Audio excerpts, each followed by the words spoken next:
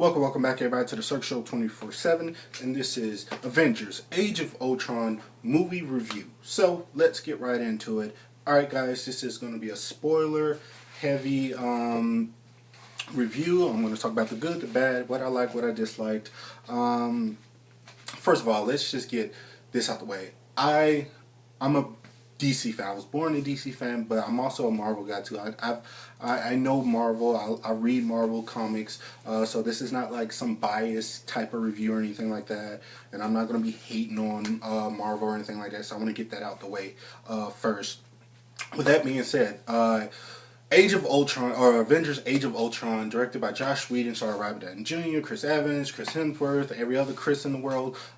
This was a pretty good movie with a lot of flaws. It was a good movie with a lot of flaws in it. When it comes down to it, the things that worked really worked in this, and I felt like only Joss Whedon can bring out those goodness qualities in this movie. But some things just kind of fell over its heads, and just things that kind of crumbled, and things that we were expecting that didn't really pan out the way we wanted it to. So that's what kind of drove me up the wall in this movie.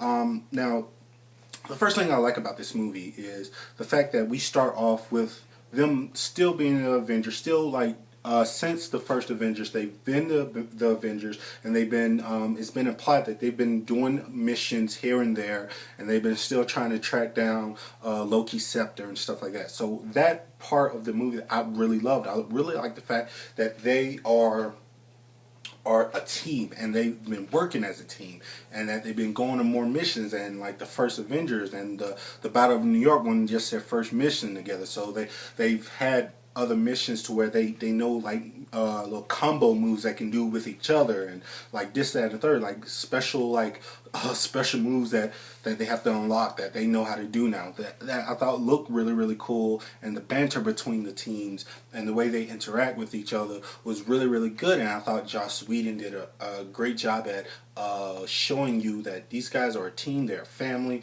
and they like to rag on each other, like the whole bit with Captain America not liking people saying bad words and stuff. That whole bit throughout the whole movie was really good. I thought it was really fun, and gets, just showed the personality of each character. Speaking of characters, you do have Tony Stark. Him and Banner were the ones who kind of created this AI Ultron, and Ultron was programmed to kind of protect the world, but he has a mind of his own because he is an AI, and he feels like he can't really protect the world because the Avengers are here, so he needs to destroy the Avengers to kind of protect the world. But then his whole vision, we'll get to that a little bit later, but his whole vision now is the world can't be saved if they don't evolve. So he wants to just destroy the world and just have them kind of nothing but like metal and nothing but like robots like controlling the world. So that gets the Avengers going, and that gets the Avengers on their new mission to kind of stop Ultron. Now, Ultron as a villain, James Spader as Ultron was fantastic. I don't know how he ranks with the other villains. For me right now, it might be Loki, Winter Soldier, and then Ultron's, maybe something like that, or maybe I put it like that. But he was one of the good villains that Marvel has had. I like the fact that he is basically a spawn of Tony Stark, so he has Tony Stark's like quibbles and like banter and stuff. He was a funny villain, but he was also serious at the same time. And if you try to insult him, and if people try to say that he's Tony Stark's like puppet or whatever, he freaks out on you. So I like that part of him. He was like kind of a damaged type of soul who just wanted to be better than his creator, more or less. So I like that aspect of Ultron. I thought that was really good. Now I'm going to do all the good stuff I like, and then I'm going to talk about the bad stuff. The other things that I like about this is you get to see a more funnier side of Thor. I thought Thor really brought his A game in this movie. He was a good standout for me. He wasn't the top standout for me, but he was a really good standout in this movie. The first Avengers, he wasn't a big standout out of all the Avengers. The only good moment I felt like he had in Avengers was the fight with Hulk, and Hulk actually outshined him because Hulk did the whole that thing right there. So that was really, really cool. But this one, he had funny moments. He had great combat scenes and stuff with him using his hammer and stuff like that. I thought it was really, really good. So he was a good standout performance in this movie for me. But I think the highlight of this movie for me, or one of the highlights, because it's two of a co-highlight for me, is Hawkeye, because Hawkeye was really shortchanged in the first one. If you go watch some interviews with Joss Whedon and Jimmy Renner, they talk about like how Hawkeye was supposed to have a bigger part in the first Avengers, but you know, him being like the least important person on that team at the time, he kind of got shuffled to the bottom and not really have a good storyline. So Joss Whedon really made it his mission to really give Hawkeye a better story and a better arc, and it really shows that he really cares about this character, and he really thinks of this character as importance. So he gives him a family, he gives him more personality, and he has great one-liners. Jeremy Renner, he's a funny guy. If you haven't seen that Ed Sheeran video of him singing about Hawkeye, it was really, really good, and he's just a funny guy. So him having these moments of just frustration, like being like lost and not really knowing what's happening, and just saying like, this whole thing is crazy. I have a bow and arrow and we're fighting like aliens and like robots, this, that, and the third. But he's still an Avenger, and he's still willing to do his job, and he's always there to do his job. So I really like the fact that they gave Hawkeye something to shine and something to do in this movie. Now, when it comes to the twins, Quicksilver and Scarlet Witch, they were good. They weren't standout performance, but they were good enough to get the job done. Now, Quicksilver, Aaron Taylor Johnson had a big uphill battle to conquer, because he's going against like the first Quicksilver that was introduced in X-Men Days of Future Past, which was just a standout of that movie. Most of the people love that movie because of the Quicksilver scenes in that movie, and they stick by that. So he had a big uphill battle to do. He played his more straight edge and more kind of to the comic book version. But it wasn't like a standout performance. It was good. It wasn't bad or anything, but it wasn't standout like how the X-Men Days of Future Past Quicksilver was. So that's all I have to really say about that. But I think it was a smart idea for them to kill off Quicksilver in this movie, just because you don't want to have those comparisons to the Quicksilver that's way better than this Quicksilver. So it was good that they killed him off. They gave him a good storyline, and his death kind of benefited and kind of elevated Scarlet Witches as a character for like future movies and stuff. So that's really, really good. But I am worried about one thing about the whole Quicksilver thing in Avengers, but I get to that a little bit later. But Scarlet Witch, she was a cool character. I liked her powers. I love the fact like, she does like the telekinesis and stuff like that, and she does stuff with her hands. She's like one of the first actors or actresses who have like special powers and who have to do powers with hands, who don't just do this, and you just assume like something's coming out of her hand. No, she does all this and she like that and this, that, and it looks like it hurts her when the powers come out. So I like the fact that like she used her hands as like a character. So when she did her powers, it looked more believable. So I love that about her character and the way she portrayed Scarlet Witch. Is just little small things like doing stuff like this and not just doing that and expecting like something to happen. I believe in more. So I really like that, and for her to be like one of these new Avengers coming up is going to be really good. It brings an extra female character into the team that we really, really need. And it gives some more girls to have like other people other than a Black Widow to like look up to. So that's really, really good, because you need more girls on this team, and it's just full with like just guys. So it's a good thing that they added her to the mix. And like I said, her brother's death just benefits her as a character and just more character development. But like I said, I still have a little minor quip about her brother's death that it's just been bugging me. What else I like? I love the fact that you get more of a story with Bruce Banner and the Hulk and his relationship with Black Widow and how he's very reluctant, but she wants to be with him, but he understands that he can't be with her because of like what he is and what he can do, and just that moment of him like cutting off the screen and him just flying off into like the sunset by himself, knowing the fact that he can't be around people, and it was very heartfelt. It was very sad, and it made that character just very relatable. And it was just a great shot, and I like that shot.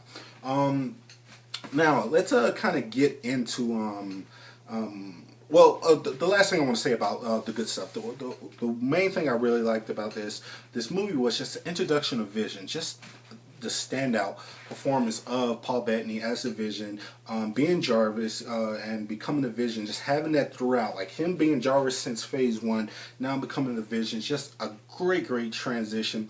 And the standout moment in this movie was a moment from Vision where he's just talking and they're talking about, I don't know if we should trust you, and he basically holds up Thor's hammer, and they played it off so good because you have that scene in the beginning where everybody is trying to pick up the hammer and no one can pick it up. The only person who barely budges it is Captain America.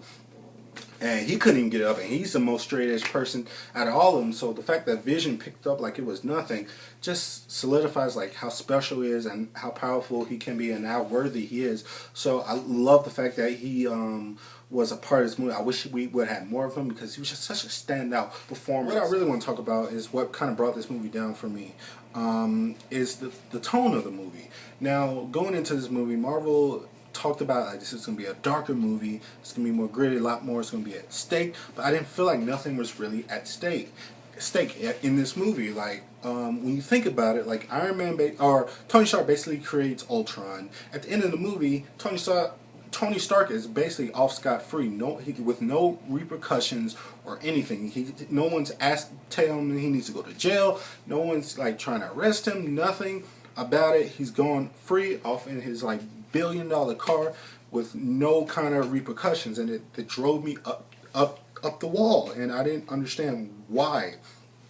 This movie's supposed to be like, if you say this movie's supposed to be dark, you need to end it on a dark tone because you have more movies to you have more movies to build upon, and if you're looking towards the future, every movie does need to end on a happy ending. Basically, I love Captain America, and I love the fact that Captain America, it was a moment in this movie where Captain America, with the whole freaking city is going up in the air, and they're like, yo, we need to get out of here. We can blow up the city to cause less casualties and stuff like that. I love the fact that Captain America said, like, we're not leaving. Everybody's getting off this city, and before we leave. I like that. That's what Captain America does. But at the same time, if this is supposed to be a darker movie, why not have that? Because it sets up Civil War perfectly. Because then Captain America can blame certain things on Tony for what's happened. More people should have died. I love the fact that you show them rescuing people, but you telling me how many people are on the Avengers? Like 7 or 8? You tell me 8 people got the entire city out scot-free. No one basically died in this movie except for one person, and I don't even know if he died, and that's what kind of drove me crazy. I didn't feel like nothing was at stake because everybody at the end of the day was safe, and it just drove me crazy. It should have been, Captain America should have said, we're not leaving until we get everybody off this thing, and then Tony should have got on the intercom and said, we need to go, we need to do something like that. This is just my opinion, though. We need to go, we need to do something like that. They should have had a bickering fight, and then we should have saw some people die in front of Cap. That way he can blame it on Tony, and then that can start like a civil war or something like that. That's just my opinion, though. I don't really know. But it just drove me up the wall that like no casualties were really happened, and everybody got off like free. Like, Tony should be in jail right now. Like, I love Tony Stark, but he should be in jail right now. Just for what happened and putting all these people in danger and stuff. You have another part, in this movie where Quicksilver Well, this is not Quicksilver. He ends up dying and stuff like that. His sister mourns for him, and then it's like no one else really cares. Like he's a part of the team now. Obviously, they don't know him that well, but they didn't make it a big enough point to seem like, oh, we lost somebody. Like we actually lost somebody. Captain America should have been pissed about that or something, because he should have blamed Tony because Quicksilver got killed by Ultron. Ultron was basically created by, Tony Stark. So that should have happened. Or Scarlet Witch should have jumped on Tony's back about that. None of that happened. None of that happened. They're all cool and they're all like happy go lucky, and I didn't understand that in this movie. And stuff like that. This kind of like was driving me crazy. And like I just want to, if this is supposed to be a darker movie, like make it feel darker. Like I'm okay with like all the jokes and stuff, but if you want to make something feel like impactful, make it feel impactful. Like the moment where it should all went kind of downhill for them is when it's a moment where Captain America is running. He sees this lady on in a car. She's about to fall off the cliff. He runs up to the cliff. He grabs her. He starts pulling the car. The bumper falls off, and the lady starts falling. She should have died, but Thor was right there to save the day, and Scott's free. No one died. Everybody survived a freaking floating, city, and that's what drove me crazy. It would have been more impactful if Captain America would have ran, tried to save her, and she would have fell and she would have died, and Captain America would have had to live with the fact that he tried to save somebody but he couldn't save him, because you're a hero, but heroes don't get to win all the time. And that's my big problem with this movie. It's like heroes don't get to win all the time. In every Marvel movie so far, except for Captain America Winter Soldier, heroes win all the time. That's why I think I like Captain America Winter Soldier out of all of these Marvel movies, because it was a lot more state. You felt like the impact of people dying. People died in Captain America Winter Soldier. That's why I'm super excited for the Russo brothers to get on these next two Avengers movies when it comes to Infinity War, because I feel like they're going to understand the urgency and understand like the impactfulness that what being a hero like implies. Like sometimes you win, sometimes you lose, and I feel like once we get the Russo brothers in here, we're going to get a lot more losing with these heroes, and I want to see that, because then that gets you to cheer on these heroes a little bit more. Like I say, it was a lot of great moments in this movie, like the team moments, like the character building. But the thing that brought this movie down for me is like nothing basically was nothing. It doesn't matter. Like nothing really matters because everybody got off scot-free. Like Ultron doesn't really matter anymore. He's not a dangerous villain because everybody basically survived. He thought he killed Jarvis, and Jarvis ended up becoming Vision. I'm cool with that. I'm just saying though. But you see what I'm saying? People. It doesn't have to be like brooding Dark Knight type, but if you're claiming that this is supposed to be a darker tone, make it a darker tone. Like, I didn't see any darker tones. The only thing was darker was like the lighting and the way you shot it. It made it look a little dark and gritty, but it wasn't. Everybody rode off to the sunset Scott's free. That's what I didn't like, and that's what drove me up the wall. And with the whole Quicksilver thing, I'm gonna end up with the Quicksilver thing. Where's his body? Like, I didn't see no burial. They didn't have a memorial. Is he still alive? This is what I'm afraid of. I'm afraid that they're going to have Quicksilver in the back pocket somewhere, to where he's going to come back in a future Avengers thing. I feel like he's going to get resurrected or something. Because I didn't see nobody. I didn't see no funeral. Like he died, and then everybody was cool after that. Like, all Scarlet Witch did was just fall to the ground on the knees and just screamed, and then the next moment she's cool. And I don't know, stuff like that kind of drove me up the wall. So what do you guys think of this video? Please like this video, comment, subscribe, tell me what you thought. I'm sorry if I ran it too long, but like I said, I did like the movie. I still recommend you watch the movie. I've seen the movie 3 times, so obviously I like it, but I don't love it enough to go batshit crazy over it. I think it is still a good popcorn movie. But if you're talking about if Marvel is telling me that this is as dark as they can go, then we have a problem. Like I said, my favorite movie still is The Winter Soldier. But what you guys think of this movie? Please like this video, comment, subscribe, tell me what you thought. And as always, this is the Circle Show 24/7. Be easy.